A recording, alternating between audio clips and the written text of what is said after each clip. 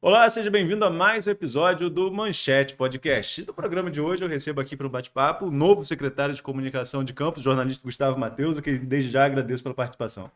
Obrigado, Arnaldo. Obrigado a todos que vão nos acompanhar aí no programa. Gustavo, vamos começar falando um assunto quente, né? Nós nos conhecemos desde a época da Folha da Manhã, na qual você se projeta justamente por ser da família Matheus, mas ser um crítico aos garotinhos. Como foi essa virada de chave aí de um crítico dos garotinhos a secretário da parte de comunicação do governo Vladimir? É até engraçado porque eu falei muito pouco disso, desde que assumi, falei de várias coisas e muito pouco disso e sobre esse assunto. E de fato, é até um paradoxo, porque assim, eu apoiei, por exemplo, Rafael Diniz, né? Fiz parte do governo por 1 ano e 2 meses, 1 ano e pouco, e pedi para sair. Fui até o fim do governo o único secretário, superintendente, no caso, que pediu para sair. Estava na parte do trabalho e renda. E aí, o Vladimir é um governo no qual eu não fiz eleição, não participei do pleito, né, apoiando, nada disso. E acabei apoiando, incorporando o governo junto com ele.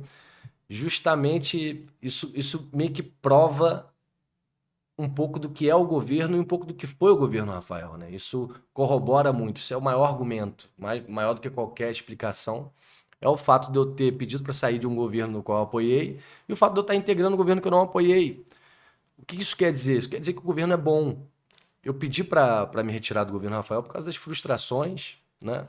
Por causa das prioridades do governo, das frustrações pessoais, do que eu acreditava e tinha como convicção de ideal político e etc., aquilo tudo.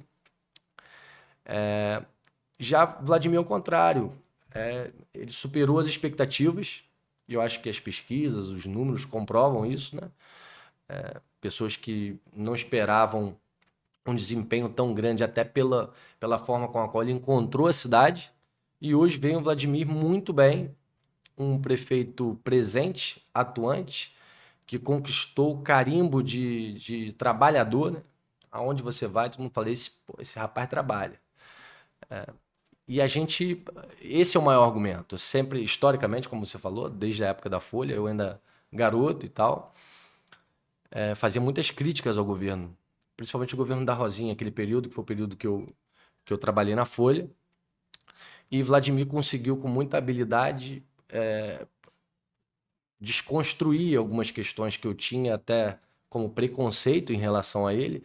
E a gente, na subida aqui do prédio, encontramos com uma pessoa que falou, né, dessa coisa do Vladimir ser dono dele mesmo, do Vladimir ter a sua própria identidade, do seu governo ter a sua própria marca. E eu acho que isso é importante ser ressaltado, né? O Vladimir é o dono dele mesmo e o governo é a cara dele. E eu acho que foi isso que me fez, antes de mais nada, querer ajudar o governo, como eu já ajudava antes de ser secretário de comunicação, né? Contribuindo, inclusive, como superintendente de relações institucionais. E agora, enquanto secretário de comunicação, poder contribuir diretamente para melhor tentar fazer com que a comunicação acompanhe o ritmo do Vladimir, que é um ritmo elevadíssimo.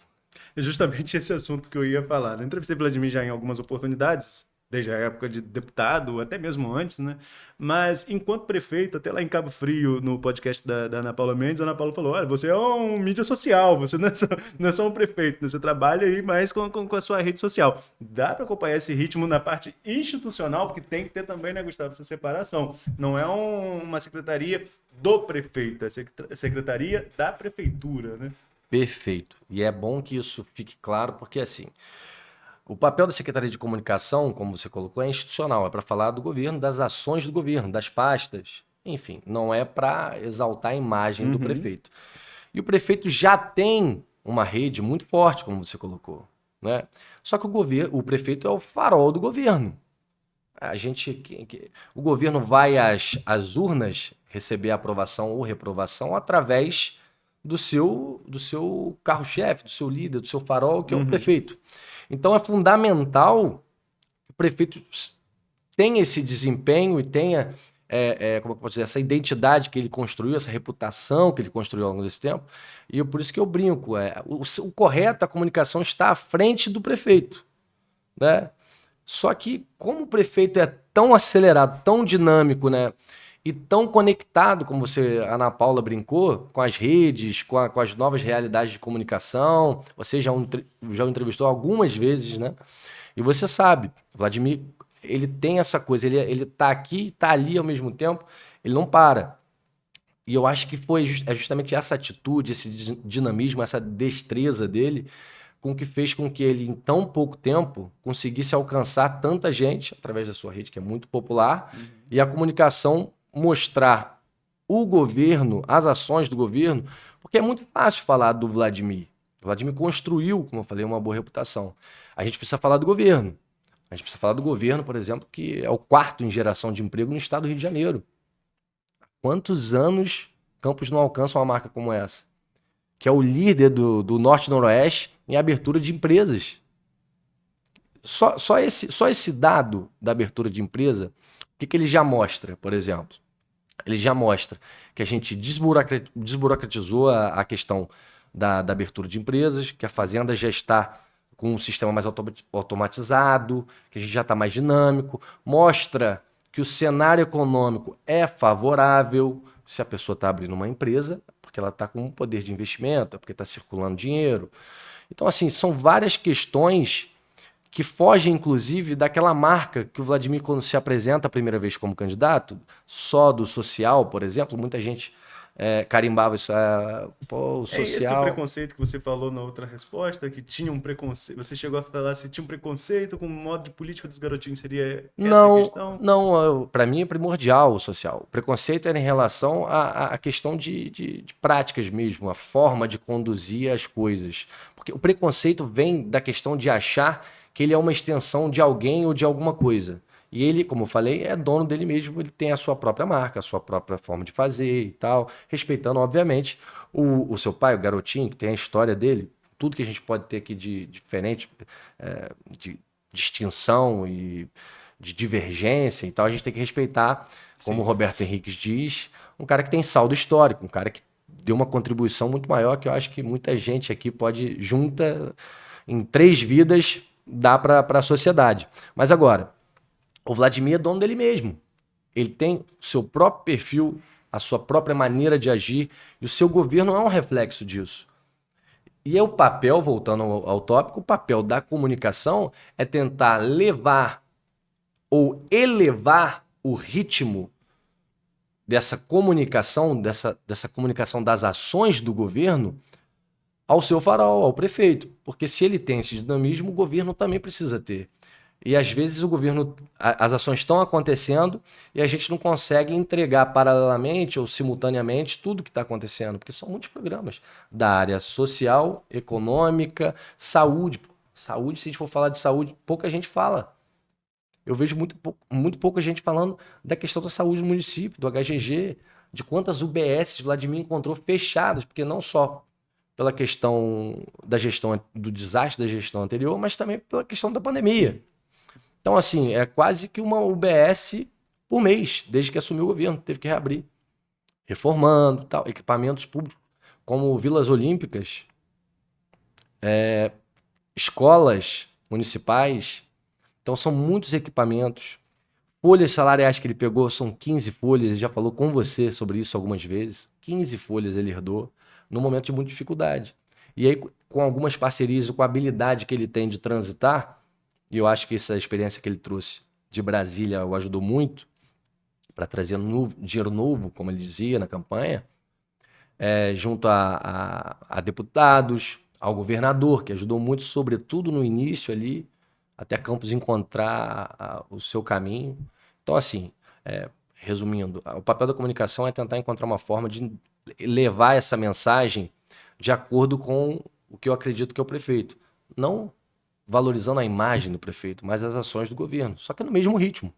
E isso é um desafio muito grande, porque, como a gente falou aqui, ele é muito acelerado. Nós vamos falar um pouco com o secretário Gustavo, mas também com o jornalista Gustavo, Claro, de vez em quando a gente vai mesclando aí em relação a alguns assuntos. Você colocou aí um ponto interessante para quem acompanha a política de Campos, que é a questão do carimbo garotinho.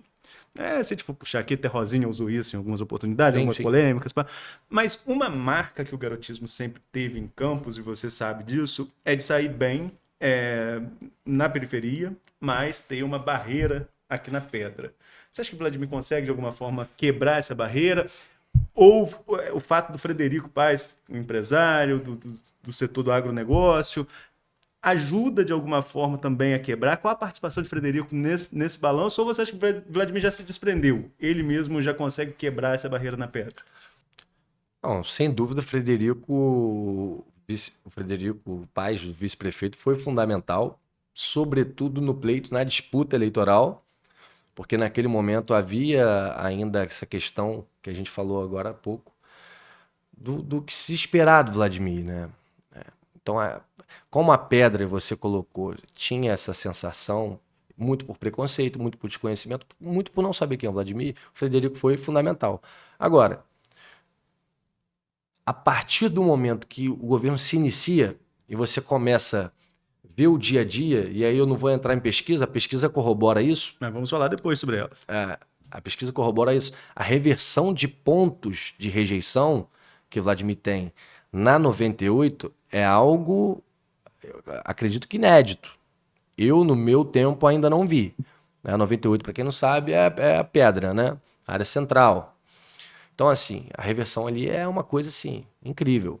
Mas, vamos falar de feeling, de conversa. Você conversando com uma pessoa que há 2 anos atrás diria para você, Vladimir, não sei não sei o quê. Você vai conversar hoje, a pessoa fala, pô, tem que admitir, cara. O cara tá fazendo um baita governo. O cara trabalha. O cara tá investindo. O cara, pô, inaugurou clínica de hemodiálise. Abriu um monte de escola, UBS, tá gerando emprego, abrindo empresa. Cara, Vladimir tem, no jeito dele de conduzir as coisas, uma identidade muito única. Porque o maior medo do campista, além da questão família, garotinho, aquela coisa, o rótulo e tal, pá. Tinha também a questão do novo. Vladimir era um cara novo. Rafael tinha sido um cara novo. E Rafael, pô, taxado por muitos como o pior, se não um dos piores, se não o pior prefeito da cidade. Até pelo resultado eleitoral, né, que corrobora para que alguns pensem assim. Vladimir tinha um desafio muito grande, porque ele tinha que se livrar de várias marcas pré-estabelecidas, vários rótulos que não necessariamente cabiam a ele, mas que, foram estampados nele naquele momento. E essa reversão, não só na pedra, mas em vários lugares, se dá ao que eu falei, essa questão da identidade dele mostrar com clareza que o governo dele é diferente. É um governo que tem uma pegada... Primeiro, não é só social. Social é fundamental. Social é fundamental. Não tenha dúvida. Para Vladimir sempre vai ser. Mas o que chama a atenção é aonde você olha todos os setores, todos os segmentos, a evolução. Todos. Até nos que ainda tem que melhorar bastante, mas comparado com o passado, a evolução. E aí, claro, se a gente ficar falando de números aqui, as pessoas não têm muita relação com números, não tem muita paciência para os números, né? Um programa como o SOS Coração, que em 9 meses, se eu não me engano, já salvou mais de 160 pessoas com cirurgias cardíacas, por exemplo. Isso é um número... Mas são as histórias que a gente valoriza. A história do seu Jurandir, que teve uma operação cardíaca, por exemplo, e foi salvo. Ou então do Thales, por exemplo, da tabacaria, que pegou crédito com o Fudecam, por exemplo, e saiu de uma loja para uma loja maior e começa a ter investimento E são várias histórias de pessoas que fizeram cursos de cabeleireiro, de boleiro e tal. E nós valorizamos muito as histórias, as pessoas. E isso é fundamental. Esse é o fundamental para o Vladimir. Isso é o fundamental para Vladimir, para o governo. E a gente consegue enxergar, detectar que, embora os números reforcem toda essa questão do governo, um governo forte na saúde, na educação, né? Vladimir valoriza a história de todos esses personagens aqui que são reais, que eu falei, e não só na questão de ajudá-los a ter dignidade, mas também de crescer, de evoluir, E a cidade cresce junto. A economia cresce junto. Reajustando, por exemplo, o salário do servidor, que não é feito há anos. Né? O pagamento em dia, que é obrigação, mas não era feito. Assim, se eu começar a ficar falando aqui de ações do governo, o programa vai ter 93 horas. Então, assim, vai ficar difícil. Mas, Gustavo, vamos falar então de política também. Claro. Como que você analisa essa possível aproximação de Vladimir a Caio? É claro que deve ter um movimento de ganha, mas também pode ter um movimento de perda, porque todo político tem a sua aprovação, mas tem sua rejeição. Será que uma aproximação dessa traz rejeição para Vladimir? Qual é a sua análise desse encontro político entre duas figuras que rivalizaram bastante na última eleição e que agora parecem estar caminhando juntos eleitoralmente? Digo parece porque não tem confirmação de um dos dois. E é justamente eu começar a abrir essa pergunta dizendo justamente isso. Não tem nada certo em relação à eleição. O que há até agora, e o que foi feito naquele registro, por exemplo, entre Vladimir e o deputado Caio Viana, o deputado federal Caio Viana, foi um gesto. Um gesto político. A política é feita de gestos, né, de acenos. E ali houve um gesto entre os dois. Primeiro mostrando que não estão herdando, né, não estão, como é que eu posso dizer, valorizando nenhuma herança maldita, não estão se apegando a coisas do passado e estão olhando para frente, colocando a cidade em primeira mão. Depois, o que eu acho muito importante, e esse é o melhor sinal para a política local, que é a abertura dos gabinetes, tanto do deputado quanto do prefeito, para haver essa troca, como o deputado trazendo emenda, por exemplo, emenda para a saúde, para a pesca. Isso é fundamental. Não houve isso no passado entre adversários ou linhas políticas divergentes. Rafael com Vladimir. Não houve. Né? Vladimir fez um ofício. O ofício número 1 do seu gabinete enquanto deputado era esse, deixando o seu gabinete aberto para poder ajudar. Não teve nem resposta.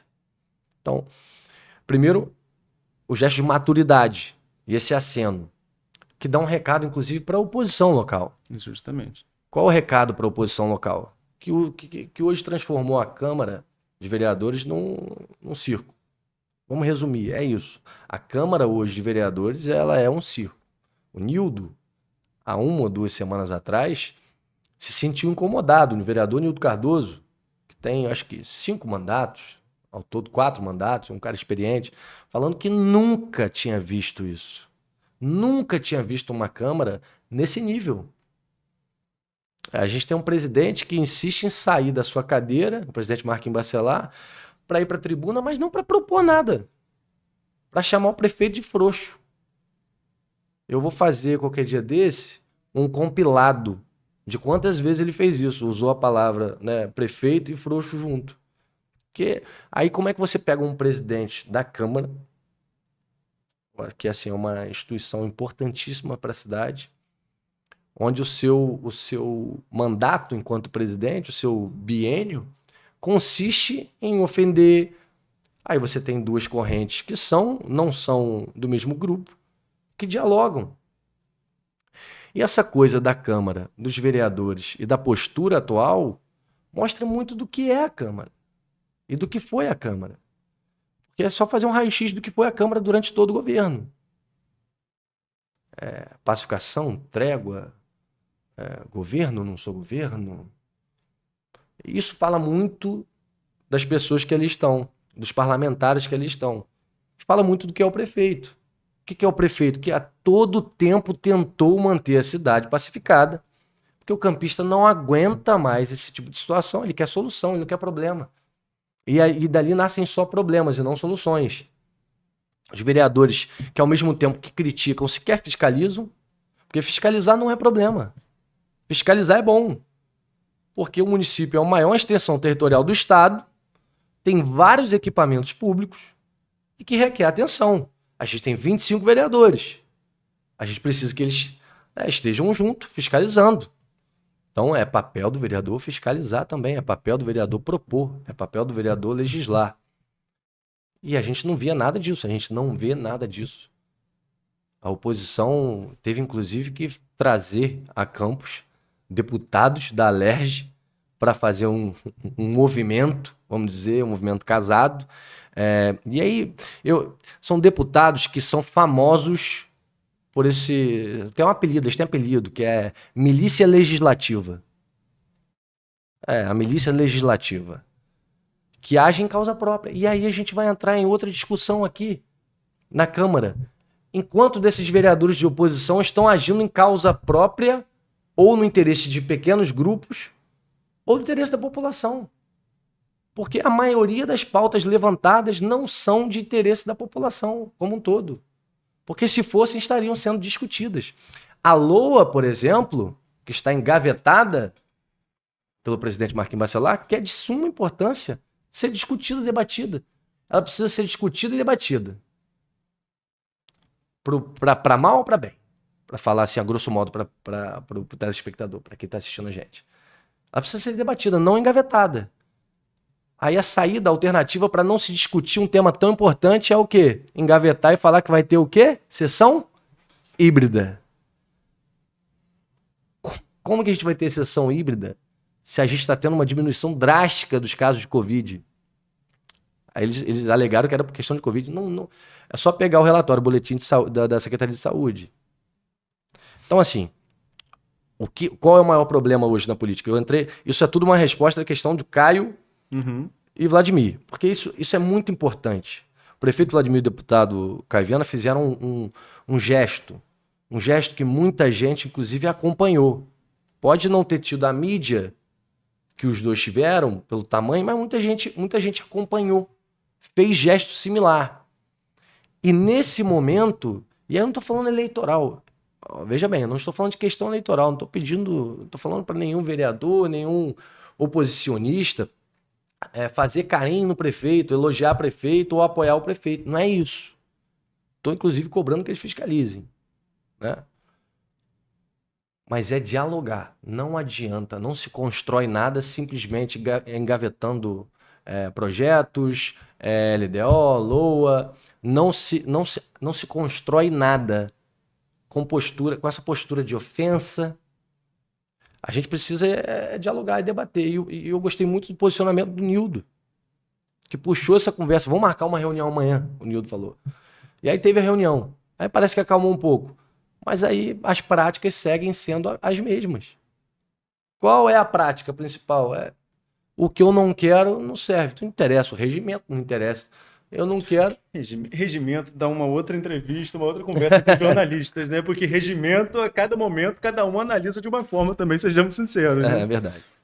Essa questão regimental é bem complicada. Vai falando de acenos e de questão de parcerias, você mesmo citou a pacificação aí. Qual a sua análise do papel do deputado Rodrigo Bacelar, presidente da Alerj, uma figura importante na política de Campos, que teve uma ascensão meteórica na política carioca e fluminense, nesse contexto de Campos, como você vê a participação de Rodrigo? Você acha realmente que o Rodrigo vai bancar uma candidatura aí contra o prefeito Vladimir no próximo ano? Você acha que tem espaço para um diálogo, uma composição ainda? Eu acho que tem espaço para diálogo. Conhecendo o Rodrigo, eu conheço o Rodrigo, o presidente Rodrigo Bacelar. Conhecendo o Rodrigo, eu acredito que ainda haja tempo para se dialogar. Não necessariamente que ele vai apoiar o Vladimir, pode sim fazer o que você falou. Pegar, tipo, esse projeto Carla Machado, por exemplo, que é um projeto natimorto, né? A gente já sabe que ele nasce morto, porque, pelo menos até a nossa conversa, ela está inelegível, ela não pode ser candidata. Isso pode mudar? Não sei, acredito que não, porque é mais de um processo que corre e tem a questão da tese do prefeito itinerante, que precisa de consulta, enfim. Mas, até então, ela não é candidata. Acredito até que seja uma estratégia para segurar a vaga para uma outra pessoa, um outro candidato do grupo Bacelar. Mas Rodrigo, na minha visão, é uma pessoa de diálogo. Pelo menos ele se mostrou até aqui e é muito habilidoso, inclusive. Ele não chegou onde chegou de bobeira. Ele sabe dialogar, sabe construir. Mas, infelizmente, o Rodrigo não está aqui.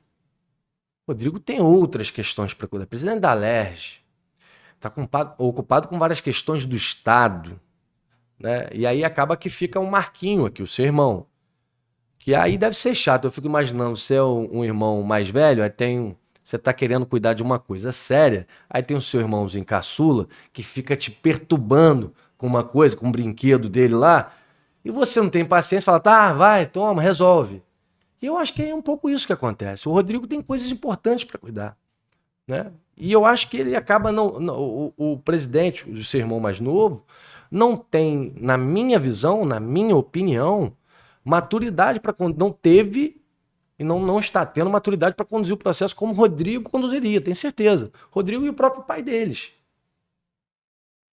E aí a gente volta a falar da questão dos gestos, dos acenos e da postura. O Vladimir teve o máximo que ele teve de possível de sangue frio e de postura de estadista. Claro, um estadista moderno, não um estadista antigo, para suportar muita coisa que eles jamais suportariam. E ele, pelo bem da cidade, teve essa postura. Mas eu não espero do grupo político deles nenhum tipo de empatia. Nem pelo prefeito, nem pela cidade. Não espero. Não tenho essa expectativa. Mas o que eu esperava, e ainda acho possível, como você perguntou, é sim, o Rodrigo, assim que ele puder, que se ele se atentar e que ele parar para ver o que está acontecendo de fato na cidade, dele intervir.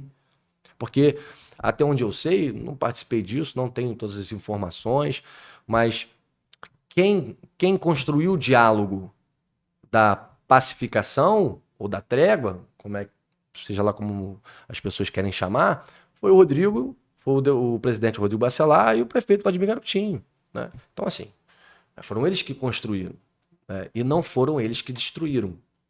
Eu acredito nisso. Então, acho que é possível ainda. Acredito que eles vão... E eu não estou falando que é uma questão eleitoral, estou falando que é uma questão política, é uma questão de condução. Não estou falando de pleito. Eu estou falando de vamos colocar a cidade em primeiro lugar, colocar o campista em primeiro lugar. Como é que a gente faz isso? Olha, eu vou ter o meu candidato, tem meu grupo político, mas ó, o que precisa aqui? Ó, isso aqui está precisando fazer. Construir uma política de diálogo, de divergência, porém, diálogo. E é totalmente possível. A gente está cansado de ver isso. Pode ser que a questão de Vladimir e Caio seja essa. Pode ser que ela não convige eleitoralmente. Pode ser que convija. Pode ser que eles tenham afinidade. Porque tem isso. Tem Qual a sua opinião? Acho que tem tudo para convergir, porque eles têm algumas coisas similares, assim. Até o eleitor é um pouco parecido, se você analisar friamente. Eu acredito, não vou falar aqui tecnicamente, mas eu acredito que o segundo voto do eleitor do Caio, em sua grande maioria, deve ir para Vladimir automaticamente. E acredito que o contrário também. O segundo voto do eleitor de Vladimir pode ir para o Caio. Se você, tô falando assim, de acordo com o contexto, analisando as pessoas que estão aí, né? Os players que hoje estão colocados. Acredito que a gente ainda pode ter novidade, né? Mas analisando o nome do Jefferson, por exemplo, do Partido dos Trabalhadores, analisando o balão de ensaio da Carla, com o Rodrigo. Porque, sejamos sinceros, o movimento da Carla é um movimento de sobrevivência, não sobrevivência, mas de proteção em São João da Barra. Para evitar um tipo de movimento oposicionista em São João da Barra, que o Rodrigo faria, ela se juntou ao Rodrigo e falou, deixa, eu vou bagunçar o cenário lá em Campos, vou fazer um barulhinho, vou fazer sabe? E você não mexe lá em São João da Barra. Não mexe na prefeita lá. Vamos com a minha... Esse movimento é o que tá pelo menos claro para quem está acompanhando. E em São João da Barra quase que não há... você conhece bem, você acompanha a política de São João da Barra, e eu estou falando aqui como jornalista, que é uma das coisas que você colocou aí. Como jornalista, e eu acompanhando o pouco que eu acompanho, não acompanho tanto quanto Campos, a gente vê que não há, de fato, mobilizada uma oposição lá. A máquina, de fato, colocou os seus braços em quase tudo, mas, ao mesmo tempo, é um governo muito frágil, que não parece. Por que não parece? Porque não há ninguém pontuando. É um governo frágil do ponto de vista de... tem água tratada lá? Esgoto? Aonde que tem? Aonde que está asfaltado? O que a gente tem na educação acontecendo de bacana? Quais são os projetos? O que o município tem para oferecer além de show, que é bacana, mas não pode ser prioridade para nenhuma sociedade. Show e auxílio. Qual o nome da bolsa lá? Qual o nome do auxílio lá? É uma bolsa alguma coisa, que é um valor Cartão altíssimo. cidadão. Que é um cartão cidadão, que é um valor altíssimo, né? Tal, que eu acho bacana e tal, mas num número de pessoas elevadíssimo, que é legal, é bom, mas qual é a contrapartida do município para o desenvolvimento da cidade que tem a maior per capita de toda a região, disparado? Um município que está muito bem financeiramente. Então, assim, é um movimento, voltando ao tema, um movimento de proteção da deputada Carla Machado, e é totalmente compreensível do ponto de vista político, não estou julgando, não. Mas, ao mesmo tempo, é um movimento que, para a população, é uma encenação. É uma encenação, porque ela não tem conclusão, ela não tem evolução. O máximo que ela está fazendo é segurando a vaga para alguém, para um outro nome que ainda pode surgir e que não tenha, que ela tenha feito para-raio, segurado ali as pancadas agora no início, para essa pessoa entrar num ambiente mais calmo. Gustavo, você já foi candidato em algumas oportunidades, você sempre, depois que, até mesmo quando depois você saiu do governo Rafael, você teve comando de partidos. Hoje, como está a sua vida partidária? Você tem pretensão política? Está à frente de algum partido? Como você se posiciona na questão política para o ano de 2024? Eu sempre fui do Partido Verde, né? Fui presidente municipal por muito tempo do Partido Verde e hoje ainda estou na estadual, na executiva estadual do Partido Verde. Que hoje compõe uma federação com PT e PCdoB, né? Então eu não participo mais tanto da vida do partido e já tem um tempo, do ponto de vista eleitoral, por causa dessa configuração, sobretudo municipalmente falando, né? Já que eu integro o governo, já que eu tenho essa ligação de trabalho e ligação política com o prefeito Vladimir Garotinho, mas ao mesmo tempo, e eu deixei isso claro para todos os agentes políticos da federação, que eu não atrapalharia em nada, até porque eu sou muito sincero com todos e comigo mesmo em dizer que, por exemplo, a candidatura do Jefferson é uma candidatura legítima. Você não vai me ver questionar a candidatura do Jefferson. Eu acho importante. É um cara que teve tempo no IFE de administração, um cara que há muito tempo se fala de ser candidato e tal. Acho legítimo. Acho que ele precisa de um pouco mais de cancha. Normal, eu tenho algumas críticas a fazer, mas não acho, diferente da Carla, que eu não acho uma candidatura legítima, porque ela não existe, ela não tem substância, ela não é factual. Ela é um movimento, é uma nuvem, né?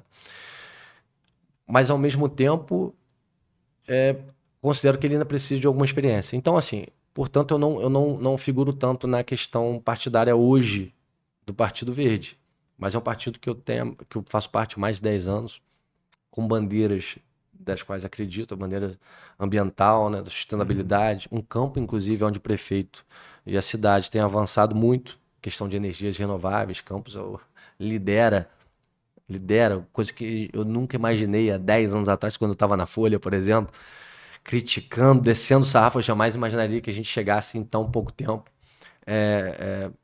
em primeiro lugar em energias renováveis. Então, assim, principalmente a energia solar, que a gente é referência. Mas, questão partidária, Partido Verde ainda faço parte, mas não vivo, estou filiado, faço parte da executiva estadual, mas não vivo o dia a dia do partido em respeito à federação, em respeito aos colegas. Então, para o próximo ano, você deve continuar na comunicação e não participar de questões eleitorais diretamente? Entendi a sua pergunta agora, captei vossa mensagem. Não, eu não vou disputar a eleição, eu já disputei, como você falou, disputei em 2016 a eleição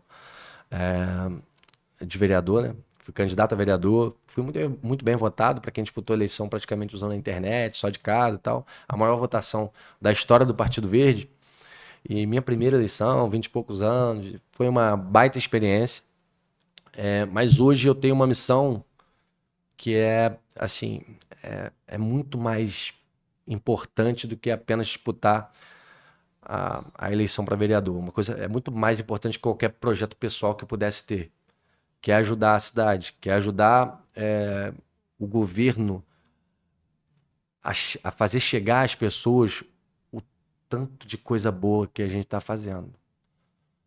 Entregar as mensagens certas para os lugares certos, para as pessoas certas, para elas entenderem que, pô, não está perfeito, governo nenhum é perfeito. Mas a gente está chegando lá, chegando quase perto da perfeição. Falta ainda uns pontos. Mas se você pegar friamente, porque as pessoas precisam lembrar, não estou aqui para falar de governo passado, não. Mas texto sem contexto não existe. E a gente precisa olhar para esse texto analisando o seu contexto. Qual é o contexto dele? É um município arrasado que a gente encontrou. O prefeito encontrou um município completamente arrasado, com funcionalismo acabado, com serviços básicos deteriorados, com cidade esburacada e na escuridão. Aí hoje você vai olhar a cidade quase toda em LED. O povo reclamando de tanta obra que tem por causa do trânsito. O povo reclamando. Modernidade, apontando para o caminho, que às vezes não agrada a todo mundo, mas até para romper cultura, costume, você precisa ser ousado. E ele mostrou que político bom não é político que só faz ou fala o que a pessoa quer ouvir, mas o que precisa ser feito, com a questão da ciclofaixa. Não é uma questão de querer do prefeito, é uma questão de necessidade. Para o trânsito, para o transporte ser inclusivo, democrático, moderno, qualquer cidade grande do mundo está indo por esse caminho. Então, assim, resumindo, eu acho que a minha missão hoje é muito maior do que apenas minha. E aí eu volto a falar, esse é um governo onde a gente pensa muito mais no todo do que apenas no eu. E aí volta mais uma coisa para reforçar a questão dos vereadores. Uma outra coisa que tira completamente a vontade de ser candidato a vereador é olhar para essa Câmara e ver que fazer parte disso não tá bacana. Agora, falando em contexto, eu ia para a última pergunta, mas você me abriu o espaço para mais uma com a sua resposta. Quando você fala em contexto, também não temos que levar em consideração o contexto do que foi o governo Rafael depois de uma crise econômica que começa na gestão Rosinha, que é verdade, né? A crise do petróleo vem de 2014 para cá. O país todo vive uma crise econômica desde 2014 que não saiu ainda dessa crise econômica. Rafael pega um governo no qual você esteve no início. Aquele contexto econômico também não era um contexto difícil ou, no seu ponto de vista, foi mais erros administrativos do que questão econômica? Não, eu concordo. E quando me perguntam qual é as semelhanças e as diferenças entre o governo Rafael e o governo Vladimir, já fizeram algumas vezes essa pergunta. E a única semelhança é um pouco o cenário, só que o de Vladimir muito pior. Eu falei, não, que isso, Gustavo, não era pior. Claro que era pior, porque o Rafael pegou numa situação ruim e ele conseguiu deteriorar ainda mais a máquina, os equipamentos. Até porque não foi só a questão do desastre da gestão em si, mas de uma epidemia global, né? Então, assim, tudo culminou para que Vladimir pegasse uma prefeitura, uma cidade, não uma prefeitura, uma cidade, um comércio, a vida das pessoas extremamente destruídas. Muito do sucesso dele vem da capacidade de reconstrução, vem da capacidade de pegar um desafio que é gigantesco e cumprir. Vladimir já cumpriu a missão dele. Ele nunca vai aceitar isso, porque ele não é conformista, mas se a gente analisar como ele encontrou a prefeitura, a forma com a qual todos os equipamentos públicos estavam, como a vida do campista estava, Vladimir já fez, ele fez quase que mágica. Agora, Rafael encontrou um momento difícil? Encontrou. Aí você vai falar, mas então a culpa é de Rosinha. Não, pô. Rosinha, quando pegou a prefeitura destruída, por Alexandre Mocaibe. Rosinha fez um baita primeiro governo, tanto que se elegeu com facilidade no segundo. A questão do segundo turno de Rosinha mas o segundo turno, desculpa, segundo mandato, não é apenas de uma gestão, não, foi da dificuldade do preço do barril do petróleo, que é a mesma dificuldade que Rafael encontrou. Então, assim, Rafael entrou na prefeitura sabendo da realidade, dizendo, com o seguinte slogan, dinheiro tem, falta gestão. Aí ele só descobriu que não tinha dinheiro quando entrou. Sabia, mas é porque, olha só, Vladimir encontrou o mesmo cenário, buscou ajuda, teve humildade de fazer esses movimentos que eu falei, né? De ir a Brasília, trazer o dinheiro novo que ele prometeu na campanha. E a habilidade. Aí você vai falar, mas o cenário assim assado e tal, o governo federal está passando por dificuldade. O governo estadual está numa tremenda dificuldade. Como é que está o governo municipal? Como é que estão as contas? A gente acabou de ganhar um prêmio.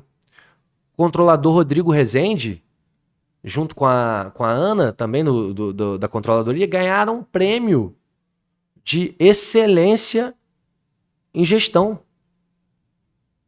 Campos hoje é excelência em gestão, excelência em desenvolvimento econômico, geração de emprego e abertura de empresa.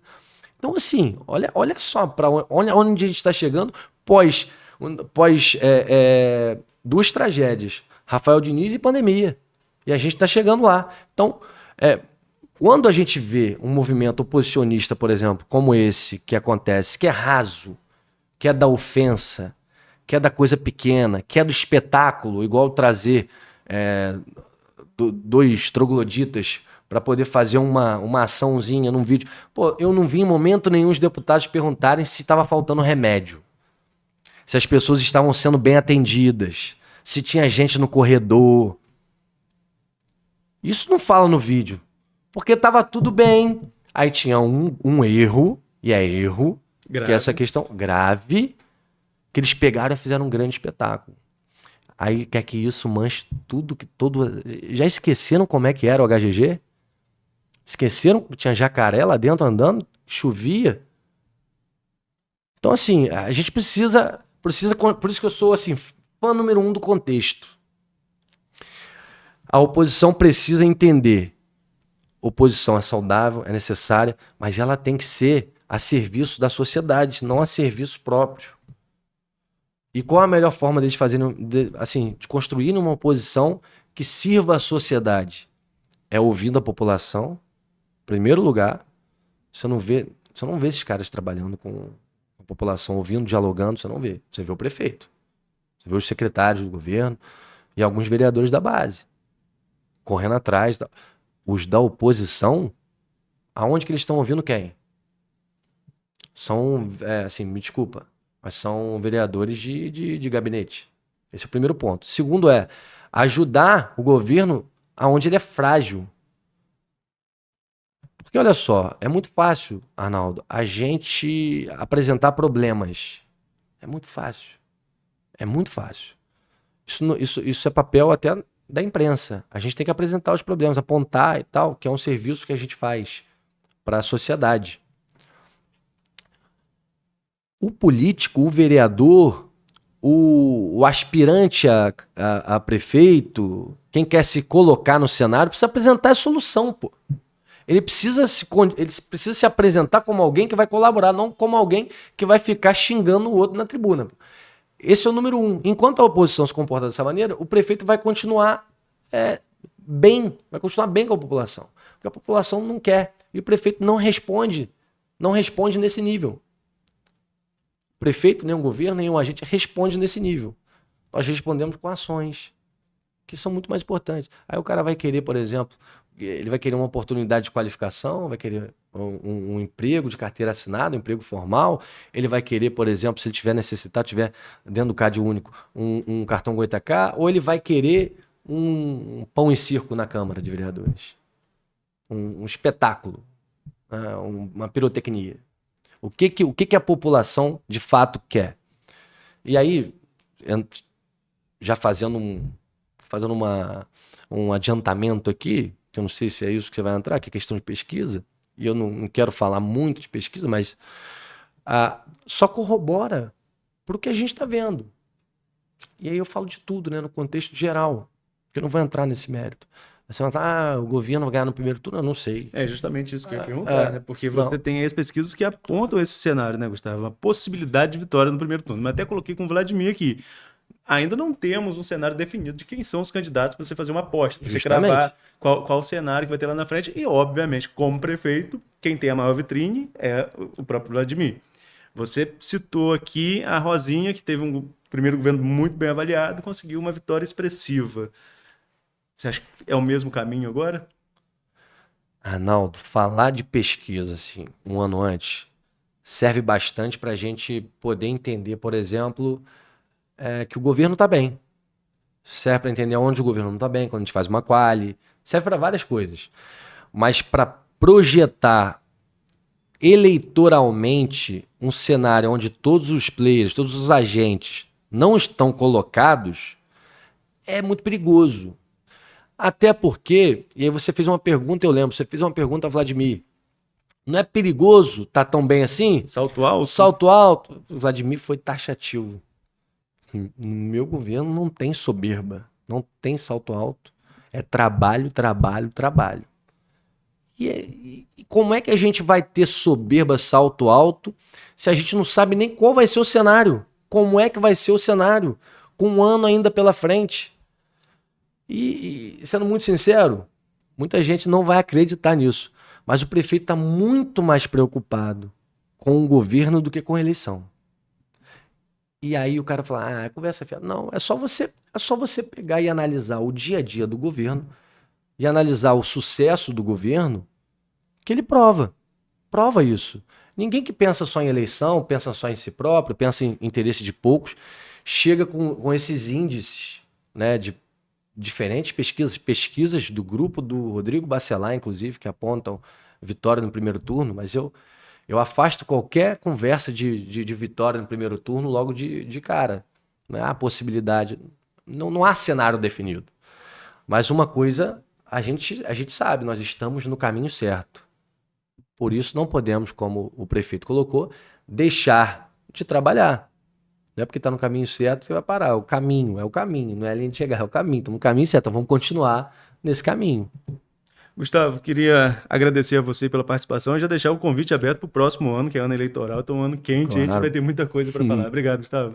Não, eu que agradeço, Arnaldo, a toda a equipe do Manchete, a todos vocês que estão acompanhando a gente. Eu sigo à disposição de vocês, à disposição de todos. A comunicação está de portas abertas para tirar qualquer dúvida, elucidar qualquer tipo de questão.